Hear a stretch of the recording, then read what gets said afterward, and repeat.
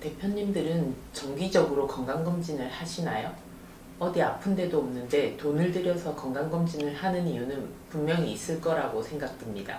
특별한 병은 없지만 비용을 들여서 사전 체크를 함으로 인해서 정신적으로도 안정이 되고 건강 체크를 할 수도 있는 거죠. 저도 이런 의미에서 최근에 건강검진을 하고 약간 문제 있는 부분을 발견해서 바로 치료를 할 수 있었습니다. 저는 사업도 마찬가지라고 생각이 듭니다. 사업도 이런 건강검진처럼 사전에 체크를 통해서 우리가 얼마나 사전에 세금을 줄여나가는 준비를 하고 있는지 또는 챙기지 못하는 것이 있는지 등을 찾아낼 수가 있는 겁니다. 이번 시간에는 누구나 다 알고 있을 수 있지만 사업과 관련해서 반드시 체크해야 될 절세 체크리스트 사항을 한번 알아보고자 합니다.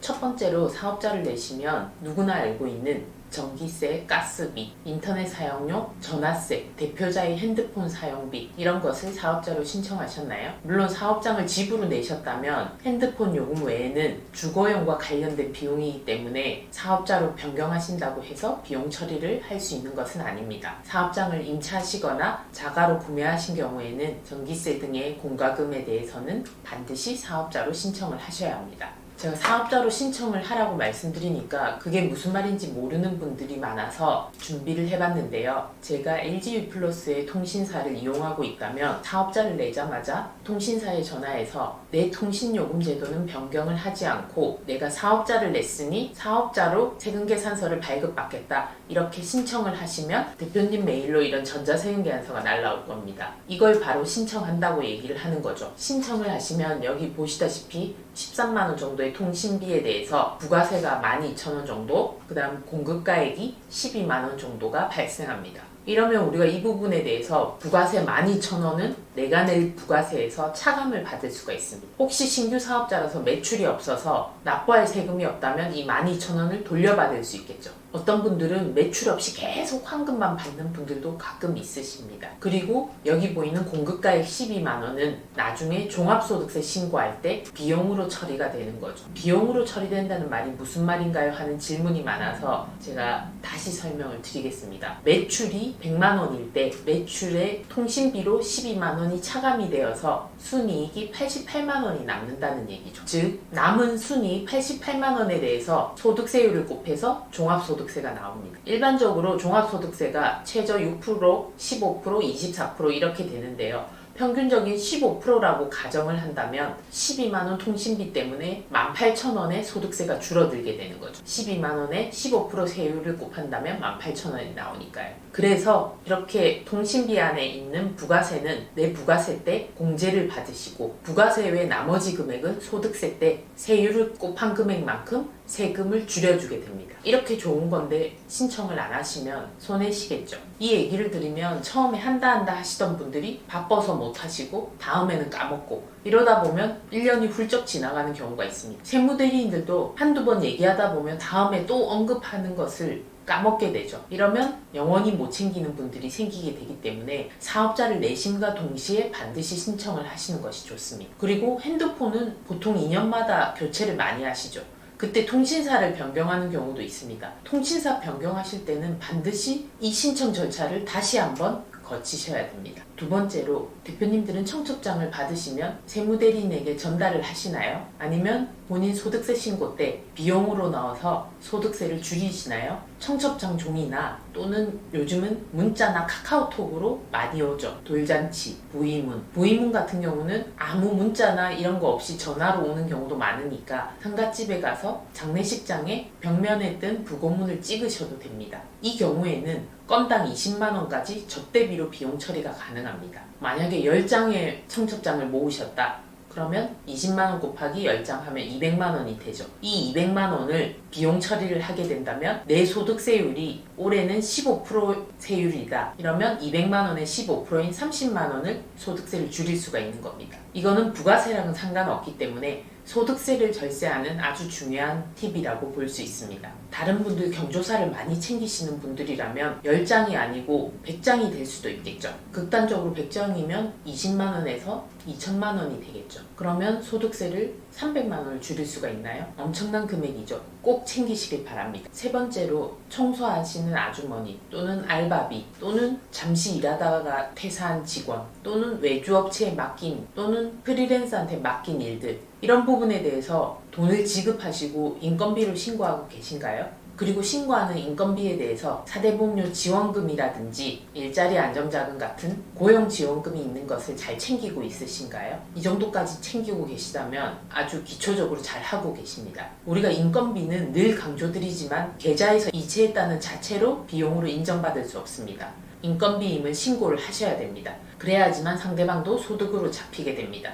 올해 5월에 2020년도 소득에 대해서 종합소득세 신고를 하게 되는데요. 깜빡하고 인건비 신고는 안 하시고 계좌 이체한 내역만 있다면 지금이라도 인건비 신고를 하시는 게 좋습니다. 3월 10일 이전에 빨리 신고한다면 여러 가지 가산세 중에 일부를 줄일 수가 있기 때문에 놓치지 말고 신고하시는 게 좋습니다. 예를 들어서 프리랜서 직원을 100만 원을 주고 용역을 썼다. 이러면 이 금액에 대해서 3.3% 세금을 지금이라도 납부하시고 가산세를 조금 내신다면 이 100만 원에 대해서 내 종합소득세율 예를 들어서 15%라고 가정하면 15만 원을 세금을 줄일 수가 있는 겁니다. 가산세가 15만 원보다는 훨씬 적기 때문에 꼭 지금이라도 신고하시길 당부드립니다.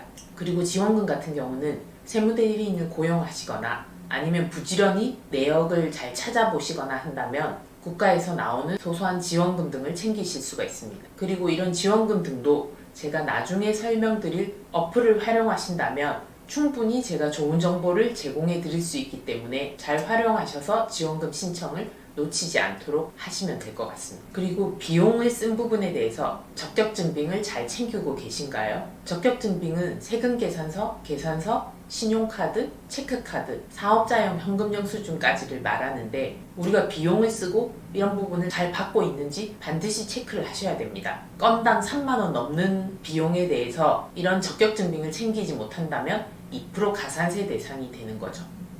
나중에 종합소득세 신고할 때 이런 2% 가산세가 모여서 큰 세금을 만들 수가 있으니까 꼭 주의를 하십시오. 여기에는 계좌이체 자체가 분명히 적격증빙이 될 수 없다고 말씀드렸으니까 인건비 등도 신고를 꼭 하셔야 되고요. 다만 신규 사업자이거나 직전 연도 매출이 4,800 미만인 경우에는 가산세 제외되는 소규모 사업자가 되기 때문에 이런 부분은 따로 체크를 해두시는 게 좋습니다. 4번까지 잘 챙기고 계시다면 어느 정도 사업자로서 공부를 조금 하셨다는 분들이겠죠. 5번째로 사업용 계좌를 신고하셨나요? 늘 강조드리지만 사업용 계좌는 내가 사업자를 만들면서 은행 가서 만든 계좌를 뜻하는 게 아닙니다. 국세청에 내 계좌를 신고를 했을 때 그 계좌를 사업용 계좌라고 합니다. 법인의 경우에는 신고라는 행위 자체가 필요 없이 모든 계좌가 사업용 계좌가 되는 거고요. 개인 사업자는 개인 용도도 있고 사업용 용도도 있기 때문에 반드시 사업용 계좌를 구별을 하셔야 됩니다. 모든 사업자가 사업용 계좌 신고 대상은 아니고요. 복식부기 의무자의 경우에 신고 대상이 됩니다.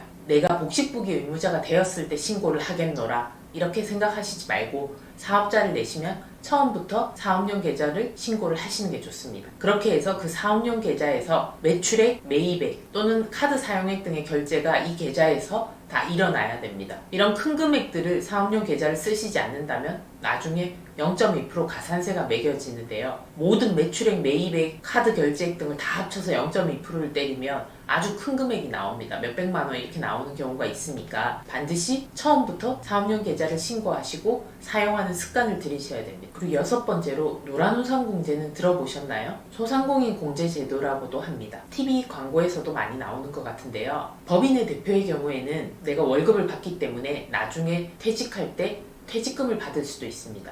그러면 이 퇴직금은 노후자금으로 쓰게 되죠. 그러나 개인 사업자의 대표들은 본인의 인건비를 비용 처리할 수 없기 때문에 동시에 퇴직금도 받아갈 수가 없습니다. 그러면 개인 사업자 대표들은 나중에 사업을 접게 되면 노후가 너무 불안하게 되는 거죠. 이거에 대비해서 국가에서 만들어준 제도가 개인 사업자 대표자들을 위한 노란우산공제 제도입니다. 각자 알아서 개인연금을 가입하시고 퇴직연금을 가입하면 좋겠지만 그마저도 안 하시는 분들이 있기 때문에 이런 노란우산공제 제도를 만든 거죠. 이 노란우산공제 제도는 다른 적금이나 이런 것들에 비해서 이자율도 높은 것 같고요. 또 개인적인 문제가 있어서 내 자금에 압류가 들어온다든지 이런 문제가 생겼을 때도 그런 부분을 피해갈 수가 있는 부분입니다. 왜냐하면 노후자금으로 활용하라고 만들어 놓은 제도이기 때문에 그런 편의를 봐주는 거죠. 그래서 내 1년간의 매출에서 비용을 뺀 순이익이 4천만 원에서 1억 사이라고 보면 연에 300만 원 정도를 불입하시면 이 300만 원을 소득세를 줄여주는 비용처럼 활용할 수가 있습니다. 내 소득세율이 15%라면 300만 원에 15%를 곱한 금액만큼 세금이 줄어들게 된다는 거죠. 물론 더 큰 금액을 불입하셔도 되는데 내 순이익, 즉 소득 금액에 따라서 한도가 정해져 있기 때문에 그 부분은 노란우산공제제도 설명한 편을 다시 한번 공부하시기 바랍니다. 이렇게 해서 불입한 금액으로 절세 효과도 누리고 노후 대비도 하시면 좋을 것 같습니다. 마지막으로 대표님은 매일매일 내 매출액과 또 내가 쓰는 비용과 내 계좌의 잔고 등을 체크를 해보고 계신가요? 제가 맨 마지막으로 말씀드리는 이 부분이 어떻게 보면 더 중요할 수도 있습니다. 왜냐하면 부가세 신고나 소득세 신고 이런 것들은 사후적으로 하는 신고 제도이기 때문에 막상 신고를 하는 시점에 가면 매출이나 비용을 조정할 수가 없게 되는 경우가 있습니다. 그래서 어떻게 보면 매일매일 또는 내가 필요한 순간에 손익 상황을 알아보는 게 중요하다고 할 수가 있습니다. 거기다가 계좌 잔고도 실시간으로 볼 수 있으면 좋겠죠. 이 모든 것을 마음만 먹으면 얼마든지 PC에서 인터넷 뱅킹 들어가서 본다든지 아니면 홈택스에서 매출 매입을 조회해서 대략의 손익을 알 수는 있습니다. 그렇지만 우리가 사업을 하다 보면 이렇게 시간 내서 뭔가를 조회하거나 들어가서 봐야지 한다는 것은 어떻게 보면 사치일 수도 있습니다. 영업을 하고 다른 관리를 하고 거래처 접대를 하고 이러다 보면은 계속 놓치게 되는 거죠. 나는 비용을 지불하고 있으니까 세무대리인이 잘 알아서 해주겠지. 이거는 너무나 초짜 사장님의 마인드입니다. 요즘은 여러 가지 어플들도 많이 나왔기 때문에 얼마든지 어플의 도움을 받아서 이런 부분을 많이 커버할 수가 있습니다. 시중에 나와 있는 많은 어플들이 이런 손익을 실시간으로 볼 수 있다. 이런 광고를 많이 하는데요. 저도 여러 가지 어플들을 써봤을 때 이 어플이 제일 괜찮은 것 같아서 추천을 드리는 겁니다. 대표님들이 제일 중요하게 생각하시는 보안이 제일 뛰어난 것 같고요. 상장회사에서 투자를 받아서 만든 거기 때문에 그 회사에서 쓰는 보안 시스템을 쓰겠죠. 그래서 일반인들이 소소하게 투자해서 개발한 거랑은 차원이 달라 보입니다. 그 어플로 내가 사용하는 계좌의 인증서도 등록하고 홈택스의 인증서도 등록하고 카드 매출의 인증서도 등록하고 이렇게 해야지만 모든 자료를 끌어올 수 있기 때문에 보안이 제일 중요한 것 같습니다. 그리고 또 중요한 기능이 아까 절세 체크리스트 중에서 청첩장 등의 증빙을 모으라고 말씀을 드렸는데요. 이 증빙을 모아야지 어디 정리해둬야지 하다 보면 잊어버리기가 십상입니다. 이 어플에서는 사진 찍기 기능이 있기 때문에 증빙을 받자마자 그냥 찍으시면 끝납니다. 이 어플을 사용하는 저 같은 세무대리인과 일을 하신다면 찍어서 전송하는 행위 자체도 필요 없습니다. 그냥 찍기만 하면 그 데이터를 서로 공유할 수가 있다고 보시면 됩니다. 그리고 고용지원금이라든지 기타 개정세법, 대표님들 절세에 도움이 되는 세법 내용이 있다든지 하면은 이 어플을 통해서 알림으로 전달을 해드릴 수가 있습니다. 이거는 가입하는 모든 분들께 해드릴 수가 없고 어플 가입하시고 동의를 해주시는 분들에 한해서 유익한 정보도 알림으로 전달을 해드립니다. 거기에는 납부기한 안내 등도 포함이 되니까 기한을 놓치셔서 가산세를 내는 불상사도 줄어들게 되겠죠. 어플 추천 문의가 많은데요. 제가 알려드리는 거는 얼마든지 알려드릴 수 있습니다. 소개해드린다고 해서 저한테 이익이 떨어지고 이런 거 전혀 없고요. 대표님들이 일을 하실 때 조금이라도 편안하게 일을 하시고 손익을 실시간으로 좀 보실 수 있었으면 하는 마음에서 추천을 드리는 겁니다. 그리고 알림 기능 등을 활용하셔서 대표님들께 도움되는 정보들을 드리고자 하니까 문의를 하신 분들은 반드시 어플을 깔아서 사용해 보시고 저한테 1년 무료 사용권을 요청하시면 제가 1년 무료 사용권은 드리도록 하겠습니다. 너무 기본적인 내용들이었지만 사업을 처음 하시는 분들한테는 어떻게 보면 너무 중요한 부분이라고 할 수 있습니다. 사업을 계속하신 분들은 잘 알고 계실 수 있지만 처음 시작하시거나 시작을 잘못하셔서 이런 부분들을 놓치신 부분이 있다면 반드시 이번 시간에 7가지를 체크해 보시고 내가 어느 정도 수준이신지 파악한 후에 7가지 체크리스트를 반드시 체크하셔서 건강검진처럼 사전에 절세를 준비하시기 바랍니다.